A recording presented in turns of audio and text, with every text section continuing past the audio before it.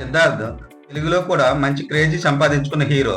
Siddharth main లీడ్లో Sarath Kumar, Devayani, Chaitra, మిగతా రఘునాథ్ తదితరులు నటించిన చిత్రం శ్రీ బిహెచ్కే. శ్రీ గణేష్ ఈ సినిమాకి దర్శకత్వం వహించారు.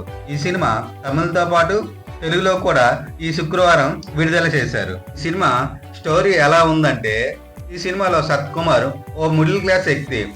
3 బెడ్రూమ్లు ఉన్న సొంత ఇల్లు అతని కళ. మొదటిసారి సొంత ఇల్లు ప్లాన్ చేసినప్పుడు కొడుకు సిద్ధార్థ కాలేజీ ఫీజు అడ్డొస్తుంది. కొన్ని రోజుల తర్వాత కొనాలనుకుంటాడు. అప్పుడు శరత్ కుమార్కి హార్ట్ అటాక్ వచ్చి ఆపరేషన్కి ఆ డబ్బులంతా ఖర్చు అయిపోతాయి.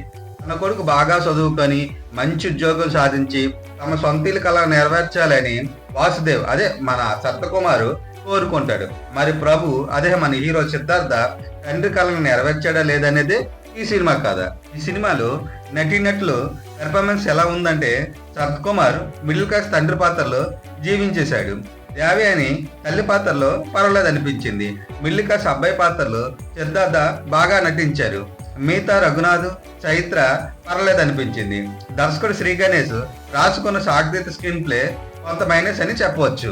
ఈ సినిమాలో సినిమాటోగ్రఫీ, విఎఫ్ఎక్స్ బాగున్నాయి. మ్యూజిక్ అంత ఆకట్టుకోలేకపోయినా బీజిఎం మాత్రం కథ తగ్గట్టుగా ఇచ్చాడు. ఎడిటింగ్ పై ఇంక కొద్దిగా దృష్టి పెట్టుంటే బాగుండేది. ప్రొడక్షన్ వాల్యూస్ బాగున్నాయి.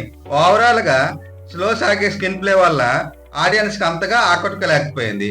మన సినీ జాతర ఈ సినిమాకి ఇచ్చే రేటింగ్ 2.5 అవుట్ ఆఫ్ 5కి. మీరు ఈ సినిమా చూస్తే ఎలా ఉంది? మీరైతే ఎంత రేటింగ్ ఇస్తారో కామెంట్ చేయండి.